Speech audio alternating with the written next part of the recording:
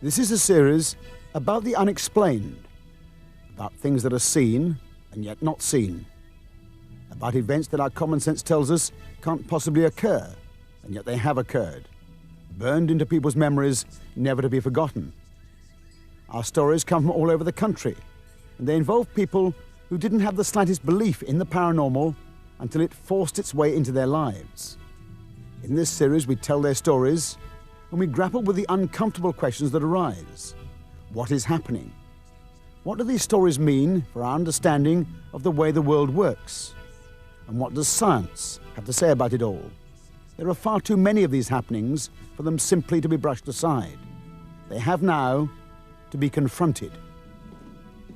This is one of a maze of tunnels under the old treasurer's house in the ancient city of York. It runs down into the cellars. It also happens to lie right in the centre of the old Roman fort that occupied this site 2,000 years ago. It was here that one chill February morning, Harry Martindale, plumber, was sent to run in a new set of water pipes. My job was to knock a hole to where this pipe is here, through the ceiling. I came down, spent a whole day knocking a hole through the ceiling. I had no idea then it was several feet thick. And I came down here the second day, continued to knock the hole through the ceiling. I had a short ladder in the centre of the floor here, and in the centre of the floor was the original Roman road, and it had been laid out in sections. You know, I knew whatever it was old, but I had no interest in it. In fact, I put the base of the ladder on the Roman road. Just before lunchtime, I started to hear the sound of a musical note. There was no tune, just a blaring of a note. And I thought, well, someone had a wireless on in another part of the building. And the sound got louder and louder, and I realised at the same time the sound was actually coming from the wall here. And when I realised this, I just glanced down in line with my waist on the right-hand side here, and I saw that a figure had come out of the wall. What I was looking at was the top of a helmet with the plumes on. Now, I knew whatever it was shouldn't have been here in the cellar with me, and through the shock and the terror of seeing this, I just stepped back off the ladder, landed on my backside, and then scrambled into the corner of the cellar there. When I looked at the figure, it was almost a complete figure of a Roman soldier. He came out of the wall, walked at a slight angle to the wall opposite, and as soon as he cleared the wall, then a horse came out of the wall behind him, with a Roman soldier sat astride it. Now, once the horse had cleared the wall and was going through the wall opposite, then Roman soldiers came out in twos. Now, I was in no fit state to count them as if they were going into the ark, but there were at least 20 of these Roman soldiers appeared here. This extraordinary apparition took place in what must have been one of the busiest parts of the old Roman fort, on the main road from the northeast gate, running towards the main barracks. The treasurer's house, where Harry was in the cellar, lies on the edge of that road. We're standing now on Chapter House Street, which is close to the line of the Roman Via Decumana. That is the main Roman road which led from the northeast gate of the fortress, away in that direction, to the headquarters building of the fortress, which is away to my left. And York Minster now stands on the site of the Roman building, and some 12 feet below the great medieval cathedral, you can still see remains of the Roman walls as they were excavated in the late 60s. Immediately to my left here is the cellar, and this is where the surface of the Roman road was found when the cellar floor was taken up. And this is where Harry saw the soldiers. Now, terror is a difficult word. I think what I felt in here was worse than terror, and I can assure you, your hair does stand on and you can actually feel this, because what I was looking at, although I only had one single light in here, what I was looking at were same as you and I. But the difference between them and me was they were coming out of a wall. The wall didn't exist as far as they were concerned. The only other Roman soldier I'd seen prior to this is what we call, or what I call, the Charlton Heston, riding a beautiful horse, very smart. These were complete opposite. The first thing that struck me was how small they were. They were very small indeed. Another remarkable thing, that when they first came out of the wall, I couldn't see them from the knees down until they came to where the Roman road had been excavated. then I could see them from the sandals up. So much so that when the horse came through the wall, and when it was going across where the Roman road had been excavated, I could see that the fetlocks of the horse were real bushy. It is this kind of strange detail that lends credence to Harry's story. These ghostly soldiers were clearly walking on the old Roman road surface, so only where the cellar had been excavated back to that level could he see them at full length. Over the Roman period, the road has been remade and resurfaced, and the ground level has risen. So I presume that Harry has seen soldiers perhaps of the late 1st century, in other words, of the 9th Legion who were here in York at that time. This man, who knew nothing about Roman history or Roman military equipment, was able to give a detailed description of the soldiers' appearance, right down to their weariness and the stubble on their chins. I wouldn't say that they were all that smart, although they all had the same uniform on. The helmet, the metal helmet, came right underneath the chin here, and from where I was sat with the single light I had on here, I could see there was growth of hair here on the face. They had the coloured plumes coming out the top of the helmet, and as we were going by, I could see they were going down the side of the back of the head here. They all wore the same thing. On the top, over material, were strands of leather all the way around. And the only thing I can say they had on under it was a skirt, like a green-coloured skirt. All of them carried a short sword on the right-hand side. This was the side nearest to me, and it was a short sword like an oversized dagger.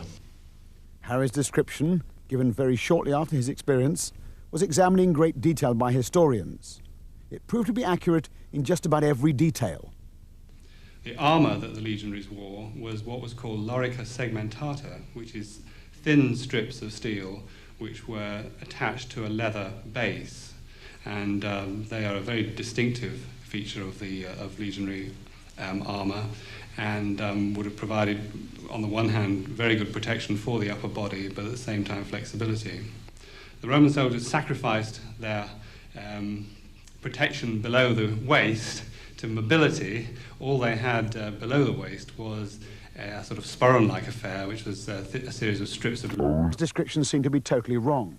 In his written testimony, he described the soldiers as carrying rounded, bossed shields, quite unlike the traditional Roman rectangular shields. But in fact, this single detail only served to underline the veracity of Harry's experience. One was carrying a long, like a lance affair, and one of the soldiers that were walking out of the wall carried a shield. Now, in the centre of the shield, it was like a raised bulb. Now, Harry refers to round shields, and we don't normally associate these with legionaries. But the Roman army also included auxiliary troops, and these were soldiers who were recruited in frontier areas and from subject peoples and so forth, and their equipment was really rather different. And we know, for example, that they did have rounded or oval shields. So it may well be that what Harry has seen is a detachment of auxiliary troops who were attached to the fortress in York for some particular function. We know, for example, that at Cawthorne, which is to the northeast of York, there are a number of fortifications there which include a couple of what we think are practice camps. So in order to keep their hand in, as it were, the soldiers were sent out to train by building practice fortifications, rather in the way that soldiers are kept busy today. The last thing that the Roman authorities wanted was soldiers sitting around with time on their hands. The terror that I felt was because I could see them, exactly as I can see anyone else here now. So I thought, naturally, all I had to do was just glance to their right to see me there in the corner.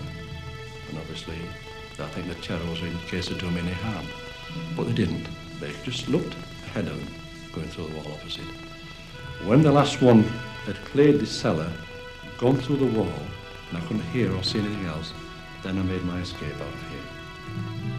When Harry described his remarkable experience to the curator of the museum at York, it turns out that he was by no means alone in having seen the legionnaires, mud-bespattered, weary, returning perhaps from a training exercise or a cross-country forced march. In a sense, it could be said that the Roman camp in York is still active. And that seems to be true of many other Roman sites around the country. The Roman legionnaires are still with us.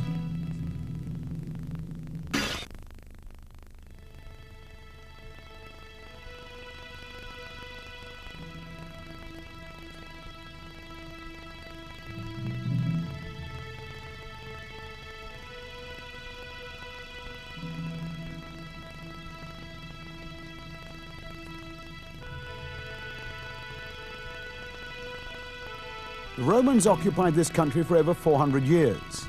They had over 25,000 men stationed here, and they imprinted themselves very firmly on the British landscape. They brought with them their architecture and their technology. They built cities and forts and farms and villas here, linked by a network of arrow-straight military roads to move their legions quickly to any trouble spot. They made wine here and reared families, grew up and died here. Thousands of Romans lie buried on British soil. For a long time, Colchester, out on the East Anglian marshes, was the Roman capital of the country. One of the roads leading out of the city ran east to West Mersey Island. The modern road follows the old Roman causeway. West Mersey Island was well developed. It had farms and villas, and a Roman princess. Legend has it that she was married to a centurion from Colchester, and that she is buried in a large burial mound quite close to the road. Some local people would claim that the Romans are still active on West Mersey Island. Jill Smeaton, for example, who lives very close to the burial mound, has heard them. Well, in 1987, I'd been living here, I suppose then, for about 10 years. And I'd always been a little bit frightened, perhaps, when I was going out to do the late night feeds, because we keep horses here. But after 9-10 years of seeing and hearing absolutely nothing, I'd forgotten all about it, to be honest with you. And then suddenly it was the night of the autumn equinox, as I say, 1987, September the 23rd. Very, very black night. There was absolutely no moon whatsoever. The tide was over the Strood, so we were actually cut off at that time. I think it was around 3 or 4 in the morning, and I'm a very, very heavy sleeper. I don't wake up for anything normally. And yet suddenly I just sat bolt upright in bed, because going past my bedroom window, we live in a bungalow, was the sound, very, very clear, definite sound of 2 horses unshod, walking along as though they were going through reeds or long grass, which was extraordinary because I'd cut the grass that very day. It had been long, but it was completely shorn. But it was a swishing, whooshing noise, and coming behind these 2 horses was the sound of very, very heavy wooden cartwheels just rumbling along, not going very fast as you might imagine a chariot, but just rumbling along. Whether it was perhaps a funeral procession, I don't know, it could even have been that, but it was such a heavy wagon or whatever that they were, or cart that they were dragging, that the walls of the bungalow were actually reverberating. It was really like being in the middle of a Western movie. Just the noise of the horses and carts going past. And my friend in the room next door heard exactly the same thing. And although she's a much lighter sleeper than I am, I mean, I'd normally sleep through anything, but we both rushed out into the hallway. And funny enough, her husband didn't hear anything, nothing at all. And yet the 2 of us heard this tremendous rumbling noise going past, thought our horses were out, looked out of the window in a panic, thinking we were going to have to rush out and herd them up. But they were just going past too slowly for that. We couldn't see anything. And our own horses just a few hundred yards away were completely silent. So we then heard it move away. We looked through the windows, couldn't see a thing. But again, as I say, it was completely black. And it seemed to move across the road, away from the Strood, and go up in the region of Dawes Lane. Many other people have heard similar sounds of carts and chariots moving across the island. Others claim to have seen the centurion husband, perhaps on his way to visit his wife's tomb. One September night, my friend and I came back from Colchester. We've been to the local, one of the pubs in there, and had a few drinks and saw some of our girlfriends and that. We came back onto Mersey Island over the Strood on the East Mersey Road. As we turned into Dawes Lane, about 400 yards up the road, where there was a pond and haystacks, misty night, in the headlights, this figure came out between the pond and the haystacks, walking towards the mound. And he looked a Roman centurion. He had a helmet on, with an eagle on the front. He had a shield, he had a sword, he had a uniform on, and he sort of had a red skirt, but we couldn't see his legs. And we stopped the car, And my friend said, we'll have him tonight. And he jumped out of the car and I followed. We went about 400 yards down the road where there's a mound, Roman mound, with an opening in it. And he sort of looked at us and then he disappeared. We were coming along Mersey Strood one evening at about 12 o'clock. It was high tide and a full moon. And as we were going along the Strood, I was happened to look across the opposite side of the road, and there was somebody walking along, and I looked, and it was the Roman ghost. And I said to my husband, "Oh, look, there's the Roman ghost." And my husband said, "Don't be so silly, what on earth are you talking about?" We turned round and came back, and we came along slowly, and I wound my window down on my side because I was on the near side, and had a look, and there was this Roman, and my husband saw him as well. And he was all dressed up and holding his two spears, and he had all the leather sort of skirt on, and he was sort of very upright and straight, and he was quite a large man, and he was just looking straight ahead. He was looking, his face was all rounded face, and his eyes was just looking straight ahead. And we went further up, turned round. Then when we turned round, came back, he just completely disappeared. And the water was at high tide, it was level with the pavement, and there was no boats, no cars, not a bicycle, nothing, and he just completely gone. Sounds, of course, totally inexplicable. What can possibly be happening in these kinds of experience? How can Roman soldiers still be marching across the countryside nearly 2,000 years after the legions left these shores? What do the scientists have to say about it all? Well, that's the major question. When the Society for Psychical Research was set up over a century ago by a group of very distinguished academics from Cambridge University, the belief was that they would, very quickly, by using scientific methods, they would find out exactly the reality or otherwise of phenomena of this kind. Well, 100 years later, we're still searching, we're still looking. And the Society, over that century, has had many of the most brilliant scientists in the country as members. All that they've been able to do in the end is to be relatively convinced that these phenomena happen, but we're very, very far from an explanation of them. It ends up, in the end, as a matter of belief. One extraordinary theory that has some currency argues that in some way buildings and rocks and the earth itself absorb energy from living beings who inhabit them, and that later on, under certain conditions, that energy, that signal, can be replayed, rather like a CD or a tape. Indeed, it's called the stone tape theory.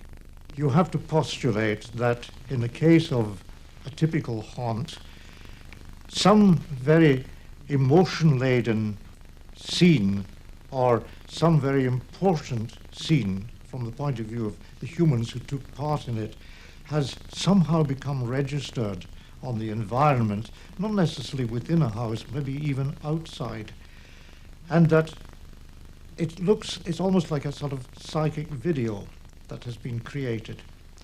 And someone who comes along who is sensitive enough to act as a psychic video player will actually play that tape and see the figures, or perhaps even hear voices or hear sounds.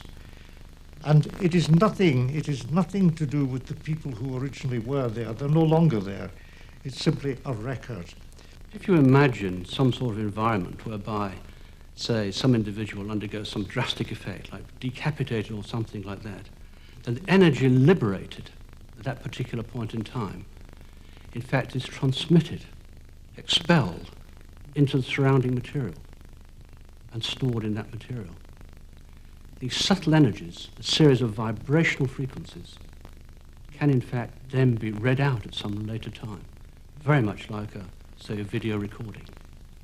So a sequence of rather drastic events can in fact be recorded in living matter. At the Cavendish Laboratory in Cambridge, one eminent physicist, Brian Josephson, expresses an even more outlandish possibility, that inanimate matter could actually have consciousness. In its present state of knowledge, he argues, science couldn't deny such a proposition. Well, the idea that a piece of matter can hold impressions of the past is a very surprising observation. Would be very hard to explain, and the only way I could understand it would be if the stone or whatever it was had some kind of consciousness and could remember on account on that account. Whether it could have consciousness or not, we don't know. Consciousness is assumed to be always connected with brains, but we don't really have any kind of theory of consciousness in science which would tell us that it should be associated entirely with brains. And so if science were ever to have a proper explanation of consciousness or a proper theory of it, it's always possible that it might allow a wider collection of objects than just brains to possess it. My hope is that science will be able to demonstrate these things in a reliable way in the future and be able to provide a scientific explanation for them in the future, which is in no sense, of course, saying that they would not therefore be spiritual or religious also in orientation, because the two things need not be separate in that sense. But clearly science is still struggling for an explanation of things and events that it's not really equipped to explore. Meanwhile, there is no doubting the validity of Harry Martindale's extraordinary experience. It is burned into his memory as vividly now as on the day he experienced it. One of the churches I belonged here in York, they put pressure on me as a Christian. They didn't think it was right that I should mention my ghost story. And I went along with this for a while. But then I think, no, why? Why shouldn't I mention it? I'm not trying to convince you that what I saw in here happened. I know it happened to me. Whether you believe this or not, it just doesn't bother me whatsoever. No one has ever turned around to me and says, you're a liar.